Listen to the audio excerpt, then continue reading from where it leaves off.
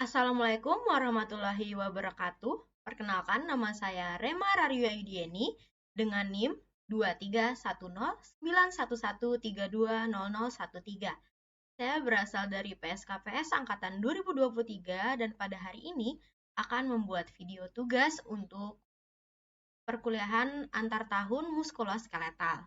Nah, jadi yang pertama, adapun yang akan kita bahas pada hari ini ada terbagi menjadi 3 poin. Yang pertama ialah struktur dan juga fungsi dari sistem muskuloskeletal. Kemudian yang kedua ada anatomi muskuloskeletal regional dan juga vaskularisasi dan juga inervasi. Nah, sebelumnya kita harus tahu dulu nggak sih apa sih fungsi dari sistem muskuloskeletal? Jadi, fungsi dari sistem muskuloskeletal ini terbagi menjadi beberapa bagian. Nah, yang pertama itu adalah mendukung dan juga melindungi tubuh serta organ-organ di dalam tubuh. Nah, jadi organ-organ yang dimaksud ini bisa berupa organ vital, yaitu seperti otak, jantung, paru, dan lain sebagainya. Kemudian, dengan adanya sistem muskuloskeletal ini, dia dapat membantu untuk membentuk postur tubuh. Ia juga bisa melindungi organ-organ penting dalam tubuh, serta memungkinkan tubuh untuk melakukan pergerakan. Jadi, dengan adanya tulang ini atau sistem muskuloskeletal ini, dia akan menjadi tempat di mana otot itu akan melekat supaya bisa mendukung pergerakan manusia. Karena kan kalau cuma tulang tidak mungkin kita bisa bergerak atau cuma otot kita juga tidak mungkin bisa bergerak. Jadi keduanya adalah satu kesatuan yang tidak bisa dipisahkan satu sama lain untuk menyokong dari kehidupan manusia itu sendiri. Nah, sistem muskuloskeletal ini dia ada terbagi menjadi 3. Di sini ada sistem skeletal, kemudian ada sistem artikularis, dan juga ada sistem muskular. Nah, kalau skeletal ini artinya tulang, di mana dia terbagi menjadi skeleton trunci, kemudian ada cingulum superior, kemudian ada skeleton extremitiasis superioris, kemudian ada cingulum inferius, ada skeleton extremitatis inferioris, dan juga ada cranium. Nah, sedangkan untuk sistema articularis ini, dia terbagi menjadi solid joint dan juga articulatio synovialis. Nah, untuk di sistem muskularnya, muskular itu bisa kita kenal juga dengan nama otot. Nah, kan kita tahu secara umum otot itu hanya terbagi menjadi 3. Jadi, ada otot seran lintang atau otot lurik, kemudian ada otot polos, dan juga ada otot jantung. Nah, kita mulai. Pertama adalah anatomi dari muskuloskeletal regional, khususnya untuk bagian toracis. Nah, sebenarnya sistem muskuloskeletal ini, dia kan udah terdiri atas otot, tulang, sendi, dan juga struktur pendukung yang memungkinkan pergerakan serta stabilitas dari tubuh. Nah, kalau untuk regiotoracis dan juga superioris ini, dia mempunyai peran penting dalam fungsi postural dan juga motorik.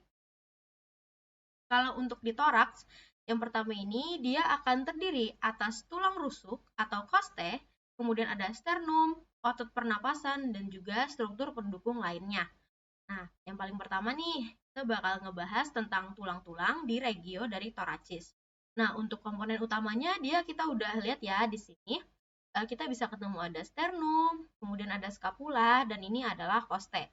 Nah, untuk sternum ini dia akan terdiri oleh manubrium sterni, dan ada angulus sterni, corpus sterni, incisura jugularis, dan juga processus kyphoideus.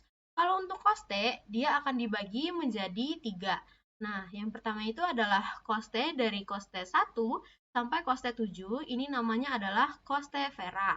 Nah, kemudian untuk koste 8 sampai koste 10 diberi nama koste spuriae. Ya, oke. Selanjutnya untuk koste fluctuantes, dia adalah koste dari 11 sampai 12. Itu ya. Nah, jadi untuk vertebra thoracicae itu, dia T1, torak 1 sampai 12 itu akan memiliki faset untuk artikulasi dengan koste. Nah, di sini juga tidak lupa, ini kan untuk bagian anterior. Nah, dia ada juga yang namanya scapula, tapi untuk lebih jelasnya kita bisa lihat scapula itu di bagian posteriornya. Nah, di sini ada clavicula, habis itu ada acromion, ada fossa supraspinata, ada spina, dan juga ada fossa infraspinata. Nah, jadi fungsi dari tulang dari torak ini ialah untuk memberikan perlindungan bagi organ toraks. Jadi khususnya itu adalah jantung dan juga paru-paru. Kemudian dia akan menyediakan titik perlekatan bagi otot pernapasan dan juga otot tambahan lainnya. Nah, baru kita akan membahas ke bagian otot-otot di regio thoracis. Nah, jadi untuk otot ini sendiri dia bisa terbagi menjadi dua itu, di mana dia ada otot untuk di bagian yang eksternal dan juga di bagian internal. Nah, jadi kita mulai dari bagian paling utama aja. Nah, untuk otot pernapasan utama itu, dia adalah otot diafragma. Diafragma ada di bawah sini biasanya. Kemudian ada musculi intercostalis externi, musculi intercostalis interni, dan juga musculi intercostalis intimi. Sedangkan kalau untuk otot dari aksesoris pernapasan, dia ada musculi scaleni, ada musculus sternocleidomastoideus. Untuk sterno ini kita bisa lihat di bagian sini, dia juga bisa untuk melakukan pengukuran JPV. Kemudian ada musculus pectoralis major, ada juga musculus pectoralis minor. Tidak lupa yang paling sering disebut itu juga ada namanya musculus serratus anterior dan juga ada musculi subcostalis. Nah, kalau untuk otot postural dan juga stabilisasi tulang belakang ini, dia akan terbagi menjadi musculus erector spinae. Biasanya dia terdiri atas iliocostalis, longissimus, dan juga spinalis. Ditambah dengan adanya musculi transversus spinalis. Nah, jadi di sini bisa dilihat ya, tadi kan udah disebut prosesis kyphoideusnya di sini. Nah, di sini juga ada yang namanya musculus latissimus dorsi. Ini yang untuk bagian major ada di sini. Nah, ada untuk bicep dan juga tricep nanti akan dibahas di bagian yang untuk membran superior. Nah, ini ada claviculanya, ada musculus deltoideus, ada corpus teni, itu kalau buat di bagian interna kita bisa lebih lihat ini ada namanya trapezius. Jadi trapezius itu termasuk otot yang paling besar juga. Juga ada musculus deltoideus dan ada ligamen serta nervus dan juga arteri yang akan dibahas di gambar selanjutnya. Oke. Selanjutnya adalah anatomi dari muskuloskeletal regional di bagian membri superioris. Nah, seperti yang kita tahu ya, jadi untuk membri superioris ini sendiri akan meliputi bahu, lengan, siku, lengan bawah, pergelangan tangan, dan juga tangan. Nah, tangan-tangannya itu artinya kayak jari-jarinya gitu ya. Nah, jadi untuk tulang dari membri superioris ini, dia terbagi menjadi beberapa bagian. Yang pertama itu ada tulang-tulang utama, di mana di girdal bahu, dia terdiri atas clavicula dan juga scapula. Tadi kan udah di depan udah dijelaskan, di sini juga bisa terlihat ya. Nah, ini untuk scapulanya, ini claviculanya. Ada tulisan clavicula. Oke. Selanjutnya untuk di lengannya itu kita kenalnya dengan nama humerus. Ini ada humerus di sini. Kemudian untuk lengan bawah itu nah, kalau lengan bawah di sini ada radius dan juga ulna. Tidak lupa dengan kalau pergelangan tangannya itu dia ada nanti aja kalau buat pergelangan tangan kita ke bagian dari sini dulu. Nah, jadi sebenarnya dia tidak beda jauh karena di sini untuk scapula dan juga claviculanya udah ada disebut juga kan untuk bagian-bagiannya. Tapi ada tambahan di mana scapula ini dia ada angulus superior dan juga angulus inferior. Tidak lupa juga dia ada margo lateralis dan juga margo medialis. Ini humerusnya. Jadi dia punya banyak hal sih kayak fossa radialis, epicondylus lateralis, habis itu ada fossa coronoidea dan lain sebagainya. Oke. Untuk di bagian bahu dan aksila. Di sini kita bisa bertemu yang namanya clavicula. Akan saya putar sedikit. Oke. Jadi untuk clavicula ini ini ada clavicula kanan di mana ada yang namanya ekstremitas acromialis dan juga ada ekstremitas sternalis. Ini untuk tampakan posteriornya, ini untuk anteriornya. Kemudian di tengah-tengah dia ada namanya corpus claviculae. Nah, jadi corpus itu nama lain dari badan ya. Ini untuk permukaan superior. Kalau untuk inferiornya, kita bisa lihat nih ada yang membedakan. Di mana untuk di bagian inferior ini kita bisa menemukan sulcus musculi subclavii. Kemudian ada juga impressio ligamenti costoclavicularis, serta ada extremitas ternalis dan juga acromialisnya tidak berbeda. Tapi di sini kita juga bisa melihat ada yang namanya linea trapezoidea dan juga ada tuberculum conoideum. Kalau untuk muskulusnya, di sini udah ditulis ada origo, ada insersio perlekatan dan juga ligamen. Jadi di sini untuk insersio perlekatannya adalah musculus trapezius, kemudian untuk origonya adalah musculus deltoideus, serta ada musculus sternocleidomastoideus. Di sini juga ada musculus pectoralis major dan juga ada musculus sternohyoideus. Tapi kalau untuk ligamen dia ada ligamentum trapezoideum, ligamentum conoideum yang akan digabungkan dan menjadi ligamen coracoclavicular. Nah, dia juga punya ligamen yang namanya musculus pectoralis major. Jadi musculus pectoralis major dia bisa jadi origo dan juga jadi ligamen ya. Oke, selanjutnya di sini ada articulatio sternoclavicularis. Di sini articulatio itu artinya sendi ya. Jadi dia adalah penghubung antar tulang. Sini bisa terlihat claviculanya, di sini ada musculus subclavius, kemudian ada ligamentum costoclaviculara, sini costa 2, ligamentum sternostaler radiatum. Oke, selanjutnya di sini adalah bagian dari radius dan juga ulna. Ini untuk bagian posisi supinasinya tampak anterior. Sebenarnya cara membedakannya itu mudah karena mereka strukturnya lumayan berbeda. Kalau untuk radius itu dia biasanya lebih kecil daripada ulna. Mereka berdua akan dihubungkan oleh suatu membran bernama membrana interosea. Untuk di radius dia punya yang namanya caput radii. Caput itu artinya kepala. Kemudian ada kolum radii. Kolum radii itu artinya leher. Kemudian ada tuberositas radii. Ini namanya adalah suatu benjolan.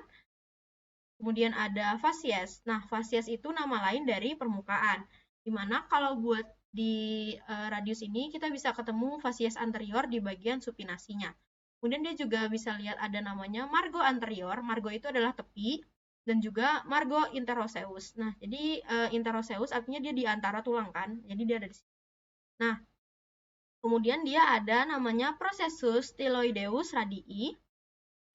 Ini dia memang khusus ada di radius doang. Lalu untuk bagian ulna, ulna itu dia punya beberapa bagian ini yang beda.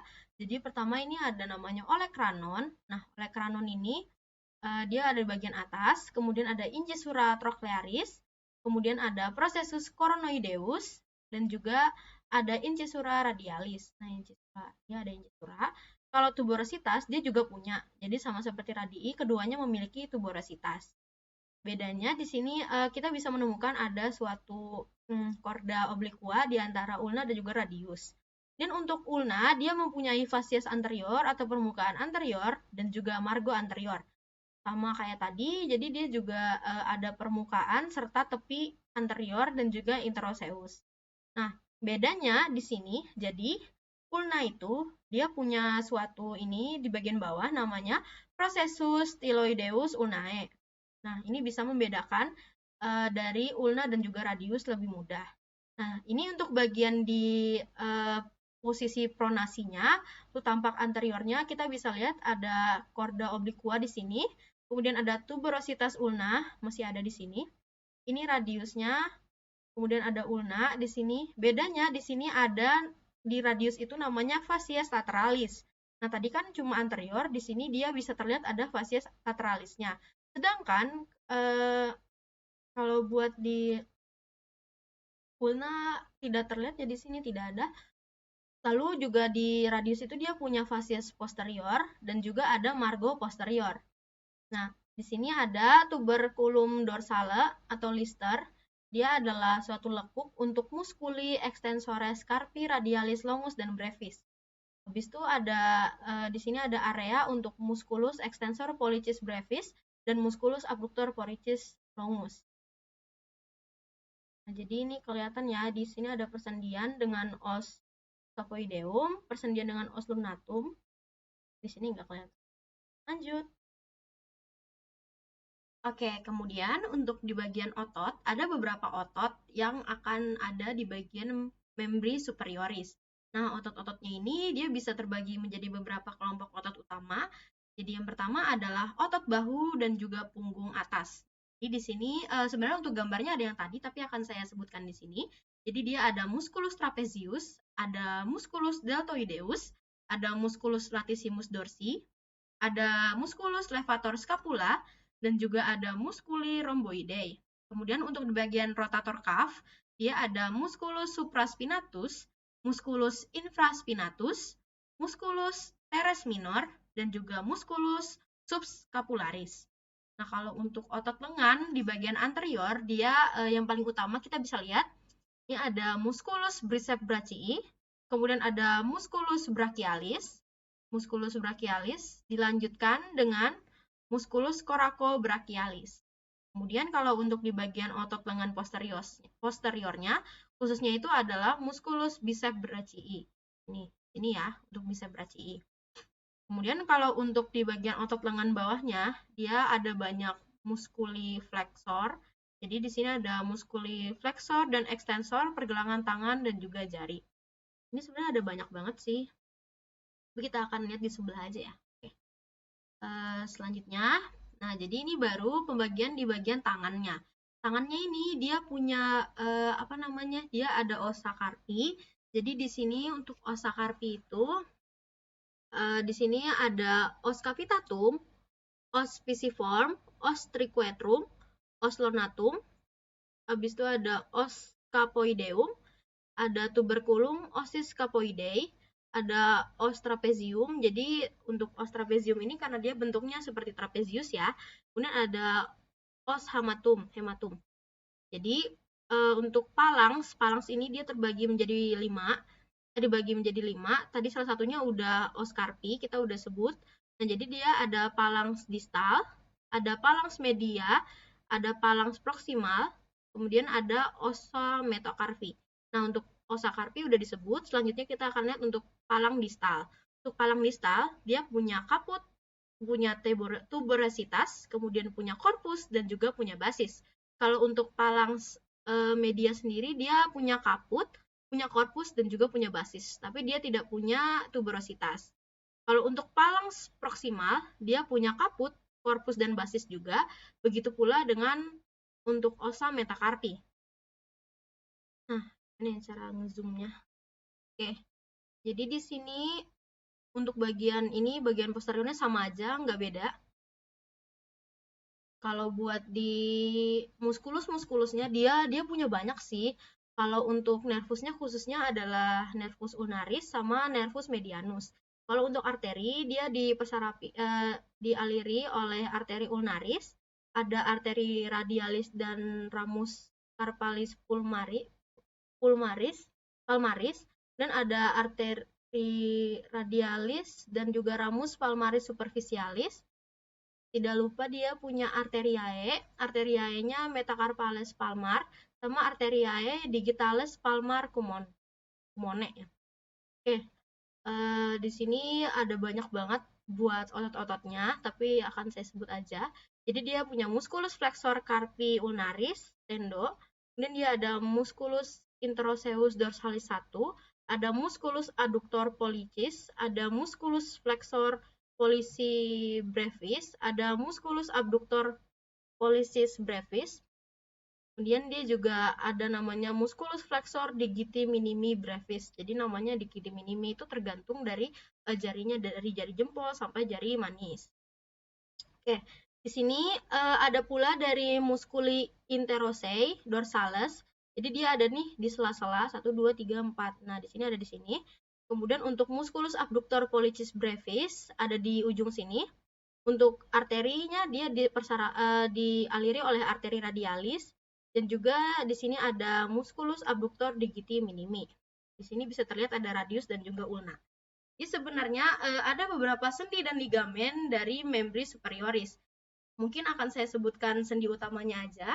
Yang pertama adalah articulatio glenohumeralis, dia berada di bagian bahu. Kemudian ada articulatio subiti atau dia ada di bagian siku. Kemudian ada articulatio radiocarpalis, artinya dia ada di pergelangan tangan. Kemudian ada articulatio metacarpophalangealis dan juga articulatio interphalangealis. Nah, jadi dia ada di bagian jari-jari tangan.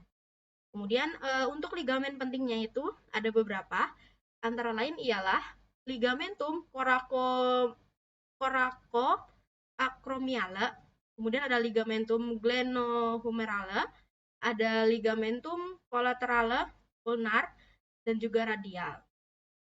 Jadi kalau untuk vaskularisasinya sendiri, ya ada masing-masing, mungkin akan lebih jelas di nantinya, tapi di sini akan saya sebutkan saja. Jadi untuk regiotoraks itu dia dialiri darah oleh arteri thoracica interna, arteri intercostalis anterior, dan juga arteri intercostalis posterior. Kalau drainase venanya akan melalui dari vena azygos dan juga vena hemiazygos. Untuk membri superioris, dia akan dialiri oleh arteri subclavia menuju arteri axillaris, menuju arteri brachialis, menuju arteri radialis, dan juga arteri ulnaris. Kalau untuk venanya, ada vena cephalica, vena basilica, dan juga vena brachialis. Kalau untuk inervasinya, jadi di bagian toraks dia ada nervus intercostalis T1 sampai T11, kemudian nervus phrenicus dari C costa 5 sampai costa 3 sampai costa 5. Ini kalau membri superiorisnya dia ada plexus brachialis C5 sampai T1, ada nervus musculocutaneus dia untuk mengontrol dari flexor lengan, nervus medianus untuk mengontrol otot flexor tangan dan sebagian otot jari, nervus ulnaris yaitu untuk mengontrol otot intrinsik tangan, intrinsik. Oke. Dia untuk otot yang bagian dalam. Kemudian untuk radialis dia mengontrol ekstensor lengan dan juga tangan. Oke, jadi kalau untuk dari anatomi sistem muskuloskeletal regiotoracis dan membri superioris, dia memiliki struktur yang kompleks. Jadi tulang, otot, sendi, dan juga ligamennya bekerja sama untuk mendukung gerakan dan stabilitas. Oke, selanjutnya baru akan kita bahas ke bagian yang lain. Oke, selanjutnya kita akan lanjut untuk bagian abdominis atau perut. Jadi pada gambar yang tertera di sini merupakan gambar dari otot-otot yang ada pada perut. Nah, apa aja sih otot-ototnya? Jadi, untuk lapisan otot dari abdomen atau perut itu dia terbagi menjadi beberapa bagian. Nah, yang pertama itu kita di sini agak susah kelihatan, tapi ada namanya musculus obliquus externus abdominis. Nah, dari namanya aja kita udah tahu nih, kan dia externus. Jadi artinya dia di bagian luar, di mana otot ini merupakan otot yang paling superficial dengan serabut ototnya mengarah ke bawah dan juga medial. Jadi arahnya itu kayak arah tangan kita ke saku, jadi ke bawah gitu ya. Oke. Kemudian kalau ada externus, udah pasti ada internus dong. Jadi memang ada, di mana untuk musculus obliquus internus abdominis ini serabut ototnya itu akan mengarah ke atas dan juga medial, di mana ia berada di bawah musculus obliquus externus. Nah, kalau dia kan di sini. Nah, internus ini dia ada di sini ya, adanya ada di bawah. Kemudian ada juga musculus transversus abdominis, di mana dia itu termasuk otot yang terdalam. Dia karena terdalam itu dia serabut ototnya melintang secara horizontal. Kemudian dilanjutkan dengan musculus rectus abdominis. Ini mungkin paling sering kita dengar ya. Jadi untuk musculus rectus abdominis ini dia merupakan suatu otot utama yang membentuk yang namanya six pack. Kan kita udah tahu ya, biasa memang disebut six pack. Dan dia juga dibungkus oleh vagina musculi recti abdominis. Untuk struktur pendukungnya dia ada beberapa, antara lain adalah linea alba. Linea alba itu dia ada di tengah biasanya. Dia merupakan suatu garis fibrosa yang berada di garis tengah abdomen. Kemudian ada aponeurosis, dia merupakan suatu lembaran tendon dari otot-otot perut. Dilanjutkan, ini kan ada tulisannya nih linea alba di sini. Oke, dilanjutkan dengan ligamentum inguinale atau paw part. Jadi dan juga ligamentum reflexum. Nah, jadi dia merupakan bagian yang penting dalam anatomi canalis inguinalis. Nah, dilanjut dengan vasa epigastrika dan juga vasa femoralis. Dia merupakan pembuluh darah dari permukaan dan juga dalam. Untuk di bagian bawah abdomen, kita bisa menemukan yang namanya musculus cremaster atau otot yang mengatur posisi testis yang ada pada pria, dan juga ada fascia lata, yaitu fascia otot paha. Nah, jadi ini ada fascia latanya, kelihatan kan? Nah, di sini ada fascia penis, fascia spermatica, terus ini aponeurosis tadi, ada musculus pyramidalis, ada spina iliaca di sini kelihatan. Ini cremasternya tadi. Nah, ini kalau untuk di atas dia ada pectoralis major. Nah, ini vagina musculi tadi yang saya sebut tadi, dia kalau kan dia untuk membungkus dari musculus rectus abdominis. Nah, ini abdominisnya ini, rectus abdominis ini itu kan terlihat seperti six pack. Oke, lanjut. Nah, jadi ini lumayan banyak untuk bagian pelvis dan juga perineum. Jadi untuk pelvis dan perineum ini sendiri dia bisa dibagi untuk bagian di wanita dan juga pria. Nah, kalau untuk di wanita, jadi dia ada beberapa bagian. Yang pertama itu ada uterus, ada tuba uterina atau ovarium, kemudian ada rectum dan vesica urinaria, ada excavatio recto uterina atau Douglas pouch, kemudian ada diaphragma pelvis atau musculus levator ani. Jadi kalau sebenarnya ini lebih utamanya akan dijelaskan di blok reproduksi, tapi saya akan menjelaskan secara singkat saja. Jadi untuk bagian uterus, dia ada yang namanya fundus uteri, kemudian dia punya yang namanya corpus uteri dan juga cervix. Kalau tuba uterina, dia merupakan bagian dari sistem reproduksi wanita. Kemudian untuk rectum ini dia terletak di posterior dan juga anterior uterus. Nah, jadi tadi ada rectum, ini rectum dan juga vesica urinaria. Nah, ini vesica urinaria, ini rectum. Oke, kemudian untuk excavatio recto uterina atau Douglas pouch ini merupakan ruang di antara rectum dan juga uterus. Ruang antara rectum dan uterus.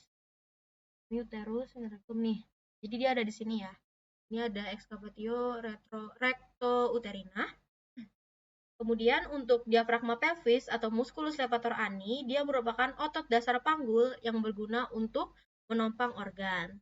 Nah, selain itu kita bisa lihat juga di sini ada ligamentum, ada ligamentum ovari proprium, ada ligamentum teres uteri, ada ligamentum latum, kemudian dia ada ramus superior, ada ramus inferior, ada musculus ischiocavernosus, dan juga bisa kita temukan musculus transversus perineum profundus sama musculus pincer ani tadi udah yang lain dari musculus levator ani itu.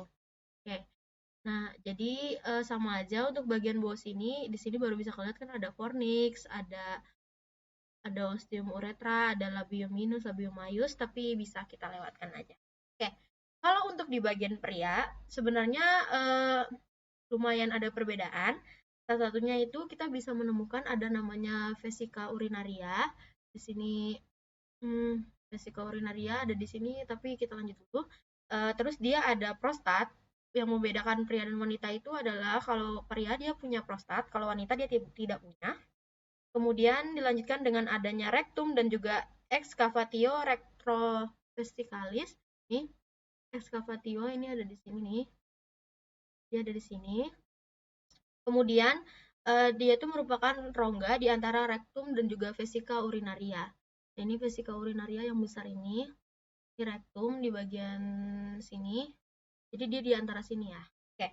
Kalau untuk ductus deferens dan juga vesicula seminalis, dia merupakan bagian dari sistem reproduksi. Ini ada ductus deferens. Oke, kelihatan. Nah, kemudian kalau untuk musculus levator ani dan juga diafragma pelvis, dia akan berguna untuk mendukung organ dari pelvis. Ini oke. Ini ada ligamentum fundiform penis, ada ligamentum suspensorium penis. Kemudian kita bisa lihat ada fascia camper, fascia scarpa, dia ada tela subcutanea dan lain sebagainya. Oke, mari kita. Oke, selanjutnya kita akan masuk ke bagian tulang. Nah, jadi untuk tulang ini dia punya ada tulang pelvis, di mana tulang pelvis ini akan terdiri atas 3. Yang pertama itu adalah os ilium, os ischi, dan juga os pubis. Nah, untuk ilium, os ilium itu dia yang ini, yang warna kuning. Os ischi itu warna biru. Kalau yang merah ini namanya adalah os pubis. Nah, jadi kita bisa lihat nih ada beberapa bagian dari sini. Untuk di sini ada linea glutea, dia terbagi menjadi anterior, inferior, dan posterior. Kemudian dia punya spina iliaca posterior superior, ada spina iliaca posterior inferior. Ini juga bagian yang penting adalah ala osis ili, facies glutea, ada spina iliaca anterior superior, dan juga spina iliaca anterior inferior. Nah, jadi ini untuk Crista iliaca, dia ada linea intermedia, ada tuberculum iliacum, ada labium externum. Nah, di sini dia punya satu lubang yang besar namanya foramen obturatum. Kemudian untuk ada struktur penting di bagian sini, di mana kita menemukan ada yang namanya acetabulum. Nah, acetabulum itu merupakan sendi panggul.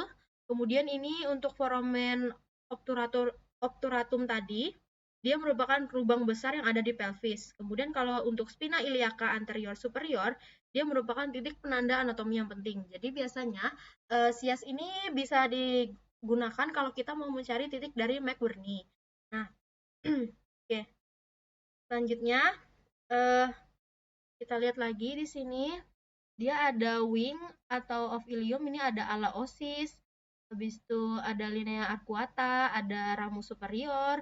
Dia juga ada facies auricularis, ada tuberositas iliaca. Habis itu ada crista iliaca sama ramus osis, crista obturatoria, dan lain-lainnya. Nah, jadi di sini ada tulang yang lain, namanya adalah tulang femur. Nah, femur ini merupakan tulang yang termasuk paling besar juga ya di bagian organ manusia, di bagian tubuh manusia. Nah, jadi dia ada beberapa yang bisa kita temukan. Di sini kita bisa melihat ada yang namanya caput osis femoris. Nah, jadi untuk caput kita udah pasti tahu ya, kalau caput itu artinya adalah kepala. Kemudian ada fovea cavitis osis femoris. Nah, dilanjutkan dengan adanya kolum osis femoris. Kolum ini artinya dia adalah leher. Dilanjutkan ada trochanter, kita punya trochanter mayor dan juga trochanter minor. Nah, untuk trochanter ini merupakan tonjolan di mana menjadi tempat pelekatan otot. Dilanjutkan dengan ada linea aspera. Untuk linea aspera ini sendiri merupakan garis di bagian posterior femur. Kalau untuk condylus medialis dan lateralis, dia merupakan bagian bawah femur yang berartikulasi dengan tibia. Nah, sebenarnya di sini kita bisa lihat deh, jadi untuk bagian-bagiannya ini kita bisa ketemu ada namanya linea intertrochanterica, kemudian ada ini untuk badannya. Ini di bagian bawah kita bisa lihat ada namanya patellar surface, habis itu ada lateral condyle, lateral epicondyle. Cuman sama aja kanan dan kiri, bedanya di sini kita bisa lihat ada tuberositas glutea, kemudian ini linea aspera tadi, dia terbagi menjadi labium medial dan juga labium lateral. Nah, di sini ada kolum osis, di sini ada crista intertrochanterica, ini ada calcar femorale, ini untuk trochanternya masih ada, dan juga ditambah dengan linea pectinea. Selanjutnya, kita akan melihat untuk bagian ini adalah tibia dan juga fibula. Nah, tibia dan fibula ini, di mana tibia itu merupakan suatu tulang besar yang berada di bagian medial tungkai bawah. Sedangkan untuk fibula merupakan tulang yang lebih kecil dari lateral, yang ada di lateral. Nah, di sini untuk bagian-bagian pentingnya adalah kita bisa ketemu yang namanya condylus, medialis, dan juga lateralis untuk bagian tibianya. Ini tibia ya, ini yang fibula, bisa kalian jelaskan. Oke, jadi seperti biasa, kalau untuk condylus ini dia merupakan bagian atas tibia yang akan berartikulasi dengan femur. Kemudian ada tibial tuberosity. Tibial tuberosity ini, tuberositas tibial, dia adalah tempat perlekatan dari ligamentum patellae. Sedangkan untuk malleolus medialis, ini ada di sini, dia merupakan suatu tonjolan di pergelangan kaki bagian dalam. Kemudian untuk fibula, jadi dia punya beberapa, sebenarnya kalau untuk tulang-tulang ini dia lumayan sama, di mana mereka selalu memiliki kepala, leher, dan juga badan. Jadi untuk bagian fibula, dia mempunyai apex. Apex ini atau namanya adalah caput fibulae. Dia merupakan suatu kepala. Kemudian ada juga malleus lateralis. Jadi dia adalah tonjolan di pergelangan kaki untuk bagian luar. Nih, ini ya. Nah, kita bisa lihat ini fibula, ini ada lehernya juga. Ini untuk yang bagian tibia tadi.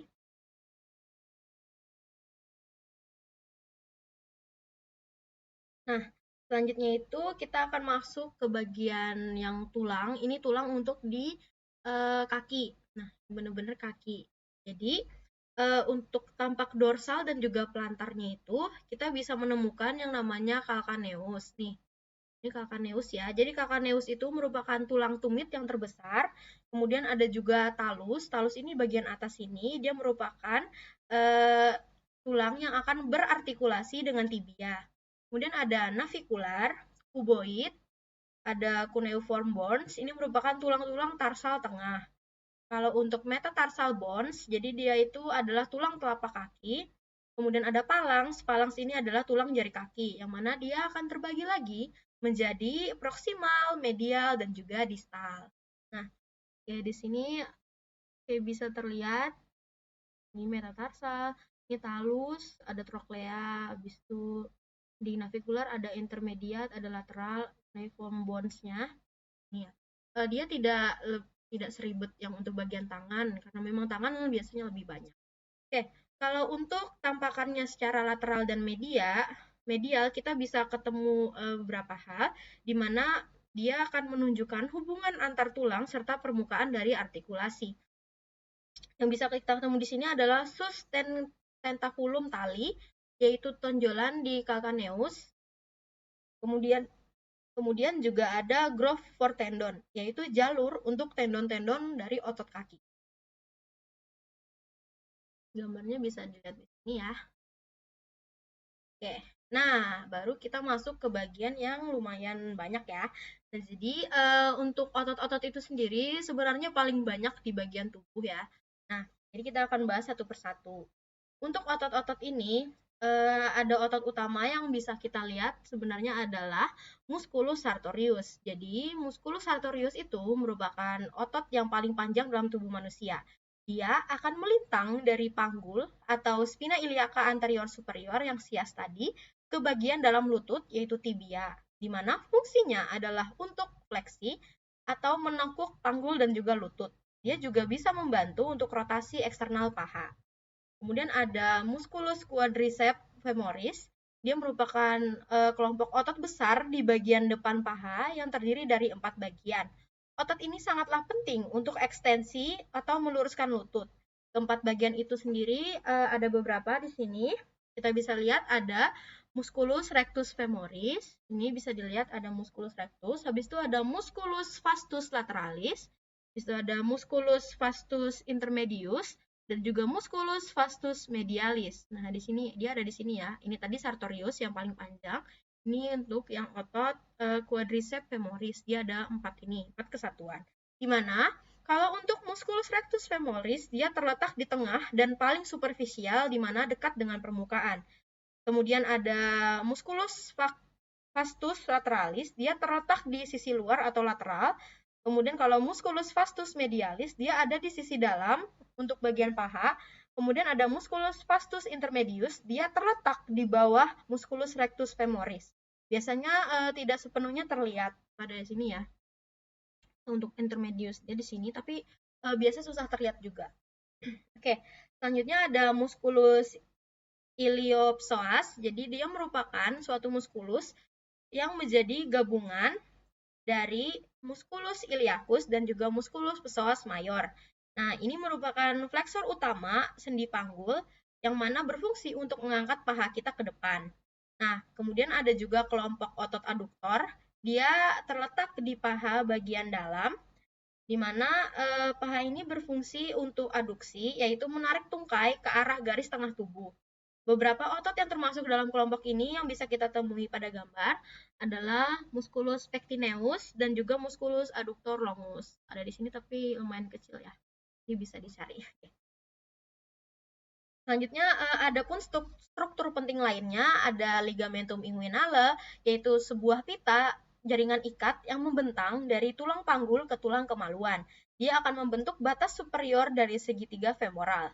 Ada tractus iliotibialis, yaitu pita jaringan ikat tebal di sisi luar paha yang berfungsi menstabilkan panggul dan lutut. Kemudian ada patella, dia atau tulang lutut, dia terlihat di bagian distal paha tertanam dalam tendon otot quadriceps. Nah, dan juga dilanjutkan dengan retinaculum, patellae mediale dan laterale. Dia merupakan jaringan ikat yang menstabilkan patella. Nah, baru kita akan masuk ke bagian otot-otot dari tungkai, otot-otot dari tungkai bagian bawah, tungkai bawah bagian dari anterior dan juga lateral. Nah, jadi untuk otot-otot ini dia ada dibagi menjadi dua kompartemen, yaitu kompartemen anterior dan juga kompartemen lateral. Untuk kompartemen anterior ini bertanggung jawab untuk dorsifleksi, yaitu mengangkat kaki ke atas dan ekstensi jari-jari kaki. Dia terdiri atas musculus tibialis anterior, yang mana merupakan otot yang paling menonjol di bagian depan tulang kering atau tibia, yang fungsinya untuk dorsofleksi dan juga inversi. Kalau untuk musculus extensor digitorum longus, dia berfungsi untuk meluruskan keempat jari kaki lateral, jari kedua hingga jari kelima, dan juga membantu dorsofleksi. Kemudian untuk musculus extensor hallucis longus, dia berfungsi untuk meluruskan ibu jari kaki dan juga membantu dari dorsofleksi. Jadi, untuk otot-otot kompartemen lateral, dia akan bertanggung jawab untuk eversi atau memiringkan telapak kaki keluar dan juga membantu plantar fleksi.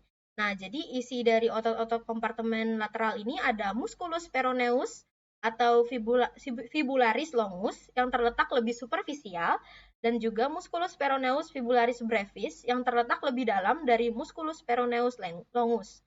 Nah, kalau untuk struktur penting yang kita perlu tahu adalah tibia. Tibia itu tulang kering tadi yang utama dalam menopang berat badan di tungkai bawah. Kemudian fibula ini tulang yang lebih kecil di sisi lateral tibia, dan juga retinaculum extensorum superius dan inferius merupakan pita jaringan ikat di pergelangan kaki yang menahan tendon-tendon otot ekstensor agar tetap pada tempatnya. Oke. Yang terakhir adalah otot-otot tungkai bagian bawah untuk bagian posterior atau bagian belakang. Nah, tadi kan anterior, ini yang belakang.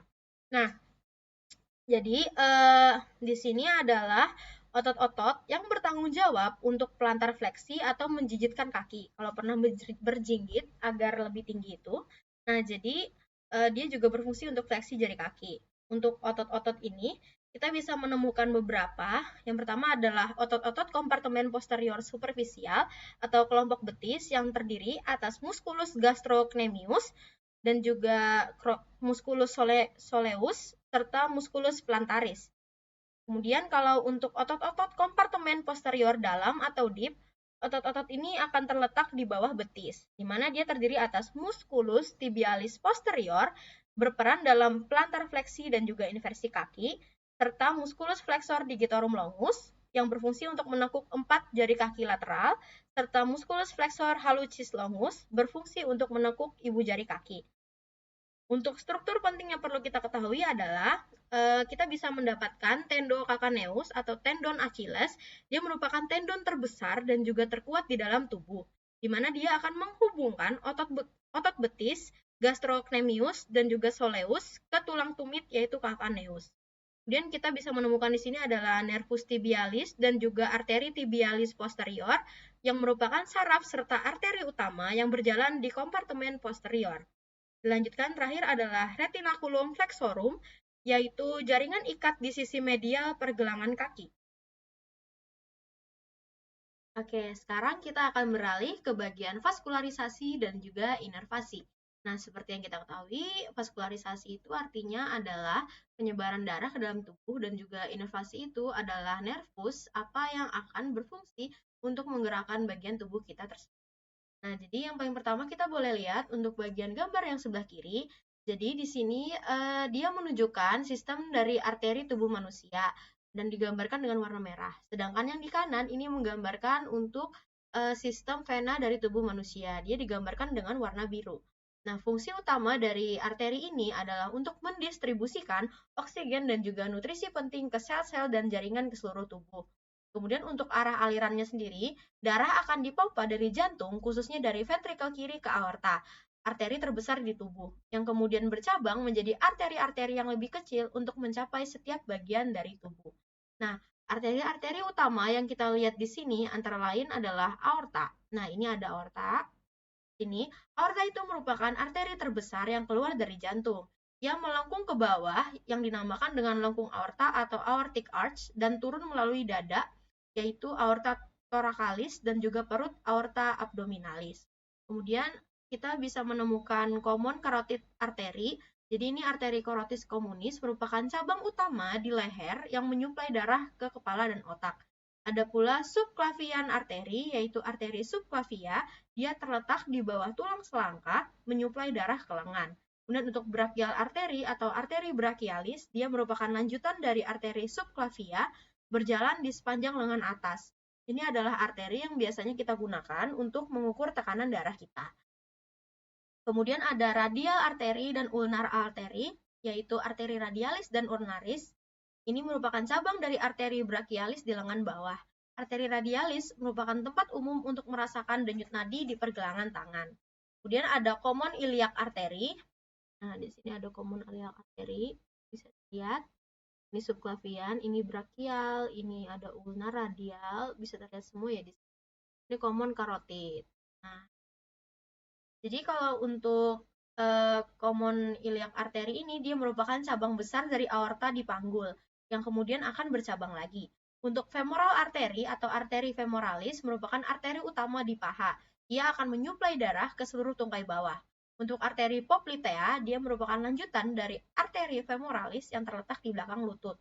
Kemudian ada arteri tibialis anterior dan posterior, yaitu cabang dari arteri poplitea yang menyuplai darah ke tungkai bawah dan kaki. Nah, kita akan lanjut ke bagian yang kanan. Jadi ini adalah sistem vena. Untuk vena ini sendiri dia berfungsi untuk mengembalikan darah dan jaringan kembali ke jantung untuk dioksigenasi ulang di paru-paru.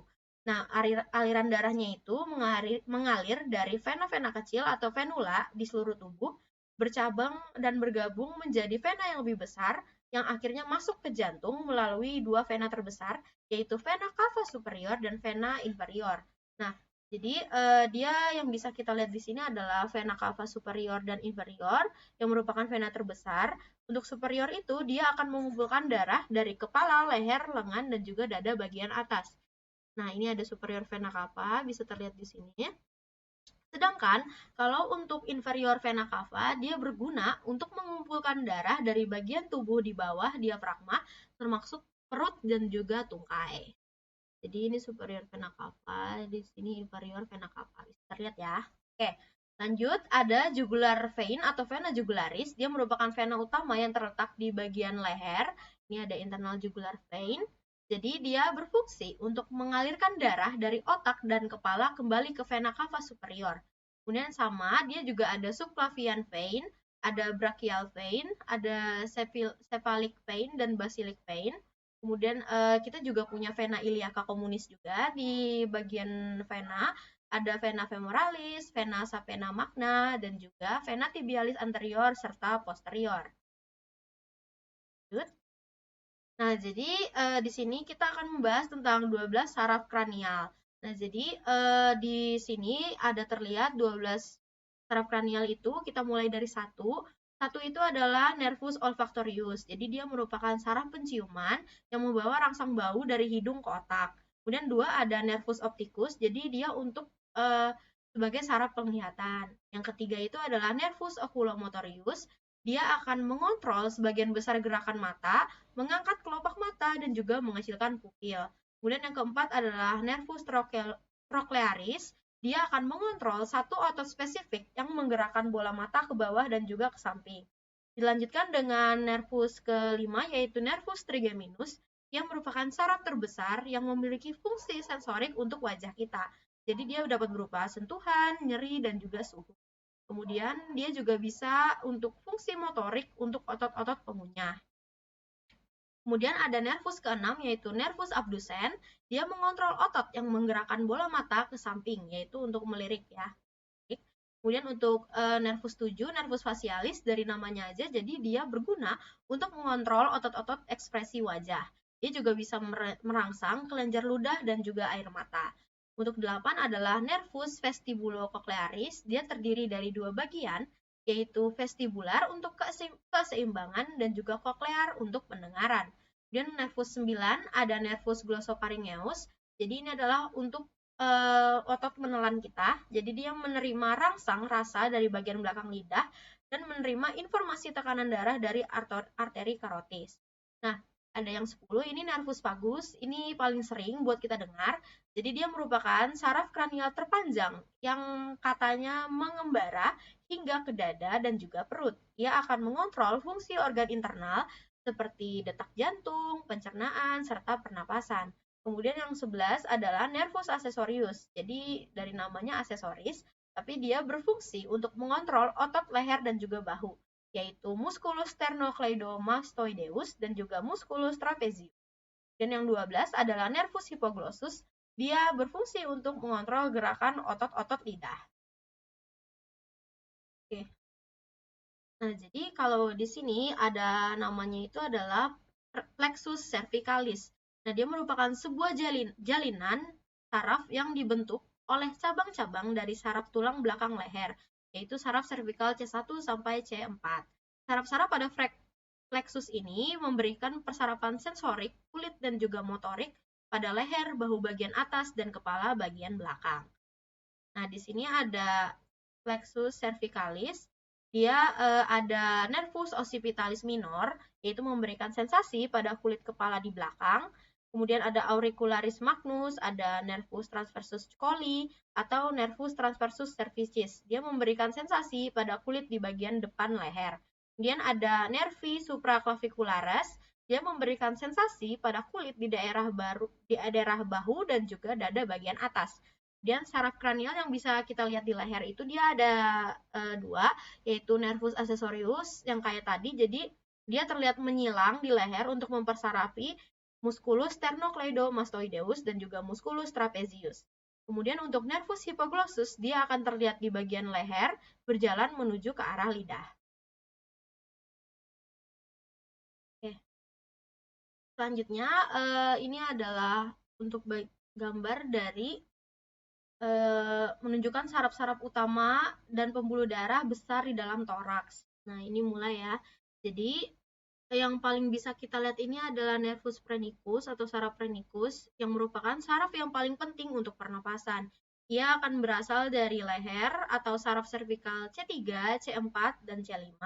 Kemudian dia akan turun melalui rongga dada di samping jantung menuju ke tujuannya, yaitu diafragma. Diafragma kecil di bagian bawah menunjukkan bagaimana kedua saraf phrenicus, kiri dan kanan, mempersarafi otot diafragma. Kerusakan pada saraf ini dapat menyebabkan kelumpuhan dari diafragma. Kemudian kita bisa menemukan yang namanya nervus vagus atau saraf vagus, yaitu kranial ke-10, di mana pada nervus ini akan terlihat turun melalui leher dan masuk ke rongga dada. Saraf vagus akan memberikan persarapan parasimpatis ke organ-organ toraks seperti jantung, paru-paru, serta abdomen. Nah, kita lanjut. Jadi, trunkus simpatikus itu merupakan rantai ganglion saraf yang berjalan vertikal di sepanjang sisi tulang belakang. Rantai ini merupakan pusat kendali sistem saraf simpatis, fight or flight, untuk organ-organ di seluruh tubuh termasuk di dalam dada. Nah, jadi ini tadi udah pernah kan tadi udah dibilang ini ada phrenicus, ini destra sinister. Di situ untuk aorta itu dia merupakan arteri yang terbesar di dalam tubuh. Dia terlihat turun di sepanjang tulang belakang. Kemudian ada arteri thoracica interna atau arteri thoracalis interna. Ia berjalan secara vertikal di kedua sisi tulang dada atau sternum. Arteri ini memberikan cabang-cabang arteri interkostal anterior untuk menyuplai bagian depan dinding dada. Oke, selanjutnya ini kita akan melihat untuk diagram ganglia simpatis. Nah, jadi ganglia simpatis itu terlihat berbagai ganglia simpatis, yaitu kumpulan badan sel saraf di luar sistem saraf pusat di sepanjang tulang belakang, seperti ganglion cervicalis, ganglion thoracalis, dan juga ganglion lumbalis. Kita bisa melihat ada serat dari praganglionik dan juga pasca ganglionik. Ia digambarkan serat ini berasal dari medula spinalis dan juga bersinaps di ganglia simpatis. Dari ganglia ini, serat dari saraf pasca ganglionik yang merah itu, dia berjalan menuju organ target. Kemudian di sini bisa dilihat ada bagaimana sistem saraf simpatis itu menginervasi berbagai bagian tubuh, termasuk dari kepala, leher, dada, perut, dan juga ekstremitas bawah, dengan efek yang berbeda-beda pada setiap organnya. Misalnya ada dilatasi pupil, peningkatan detak jantung, kontraksi pembuluh darah, dan lain sebagainya.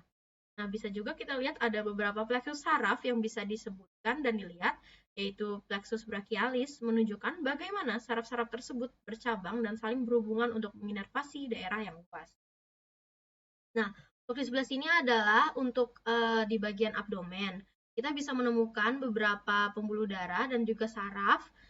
Yang pertama itu ada arteri utama. Nah, kita bisa lihat sebenarnya ada arteri yang besar yang bercabang dari aorta seperti arteri celiaca, arteri mesenterika superior, dan juga arteri mesenterika inferior yang akan memberikan pasokan darah ke organ-organ pencernaan dan organ-organ di dalam rongga perut lainnya. Kemudian ada vena utama, meskipun biasanya vena itu tidak sejelas arteri, tapi vena-vena besar yang mengumpulkan darah dari organ-organ abdomen juga ada, dia mengalir menuju vena cava inferior. Nah, kemudian ada plexus saraf otonom, dia seperti plexus celiaca, plexus mesenterica superior, dan plexus mesenterica inferior. Plexus ini akan mengandung serat saraf simpatis dan parasimpatis yang mengendalikan fungsi organ-organ internal secara tidak sadar. Jadi untuk ganglia ini kita bisa menemukan beberapa ganglia seperti ganglia celiaca dan juga ganglia mesenterika. Ia merupakan tempat sinaps antara serat praganglionik dan juga pasca ganglionik untuk inervasi dari organ-organ perut. Nah, kita bisa juga menemukan saraf tanik yang ada mayor, minus, dan juga imus. Kemudian itu akan membawa serat simpatis ke ganglia abdomen yang ada juga digambarkan di sini. Kemudian kita bisa melihat ada inervasi khusus ginjal dan kelenjar dari adrenal. Oke, selanjutnya ini adalah untuk di bagian vaskularisasi pada daerah panggul dan perineum. Ini ada yang wanita dan ini ada yang pria. Kita lihat di Oke, jadi untuk vaskularisasi ini kita akan mulai dari vaskularisasi dari yang wanita. Nah, untuk wanita kita bisa lihat ada labia mayor dan juga labia minor, yang mana itu merupakan suatu genital eksternal wanita yang digambarkan dengan ada inervasi sarafnya. Kemudian dilanjutkan dengan klitoris. Klitoris ini terdapat nervus dorsalis, klitoridis yang merupakan cabang dari nervus pudendalis. Kemudian untuk nervus pudendalis ini dia menjadi pusat perhatian di mana cabangnya itu ada banyak. Bukan banyak sih, tapi ada lumayan. Yang pertama itu adalah nervus perinealis yang menginervasi otot-otot perineum dan kulit. Kemudian nervus dorsalis klitoridis yang menginervasi klitoris. Kemudian ada nervus labialis, yaitu untuk di bagian posterior dan anterior, yang akan menginervasi labia. Untuk arteri dan juga venanya, kita bisa melihat seperti arteri dan juga vena pudenda interna, serta cabang-cabangnya yang memasok darah ke organ-organ di perineum. Kemudian ada musculus ischiocavernosus dan juga bulbus spongiosus, beberapa otot di dasar panggul yang bisa kita lihat dengan fungsi seksualnya itu, dan integritas dasar panggul juga terlihat. Oke. Kemudian ada nervus cutaneus femoris posterior, dia akan menginervasi area bokong dan juga paha. Dan ada ligamentum sacrotuberale. Nah, kalau untuk pria, kita bisa melihat yang paling jelas itu biasanya adalah musculus gluteus maximus, dia menutupi sebagian besar area bokong. Kemudian ada nervus pudendalis yang merupakan fokus utama dalam nervus ini. Jadi dia itu percabangannya sangat penting untuk inervasi sensorik dan motorik perineum, organ genital eksternal, dan sphincter ani externus. Sebenarnya di sini kita bisa lihat banyak. Dia punya ada vena cava, ada aorta abdominalis, habis itu ada arteri rectalis, arteri pudenda interna, habis itu dia ada arteri ductus deferentis, ada plexus pampiniformis. Jadi ini yang paling utama kalau di pria dia pasti punya ini. Kemudian ada fascia penis profunda, ada arteri dorsalis dan dorsalis profunda penis, ada plexus venosus vesicalis, arteri vesicalis, rami prostati, dan lain sebagainya. Oke, lanjut. Nah, selanjutnya ini untuk ekstremitas di bagian atas. Nah, untuk ekstremitas bagian atas ini sendiri, sebenarnya ini udah jelas ya, karena untuk bagian atas dia tidak terlalu muluk ya. Jadi, di bagian ini kita bisa melihat ada yang pertama itu adalah nervus axillaris. Seperti namanya nervus axillaris, artinya dia akan menginervasi otot di bagian otot deltoid dan juga teres minor. Dia memberikan inervasi sensorik kepada kulit bahu atau di daerah epaluet. Nah, jadi axillaris artinya dia berada di daerah ketiak kita ya. Oke, selanjutnya adalah nervus musculocutaneus. Dia ini berfungsi untuk menembus otot dari coraco brachialis. Dia akan berjalan di antara bicep dan brachialis dan menginervasi otot-otot di kompartemen anterior lengan. Misalnya musculus bicep brachii, musculus brachialis, dan musculus coraco brachialis. Dia akan berlanjut sebagai nervus cutaneus antebrachii lateralis yang akan menginervasi sensorik kulit di sisi lateral lengan bawah. Oke. Jadi ada nervus medianus, jadi dia akan berjalan di sepanjang lengan dan lengan bawah melewati terowongan karpal dan di pergelangan tangan. Ia menginervasi sebagian besar otot di kompartemen anterior lengan bawah, kecuali untuk flexor carpi ulnaris dan separuh medial flexor digitorum profundus. Dia memberikan inervasi sensorik pada bagian lateral telapak tangan dan 3,5 jari lateral. Dan di sini ada nervus ulnaris, dia merupakan saraf dominan ke otot-otot tangan flexor carpi ulnaris dan setengah medial flexor digitorum profundus di lengan bawah.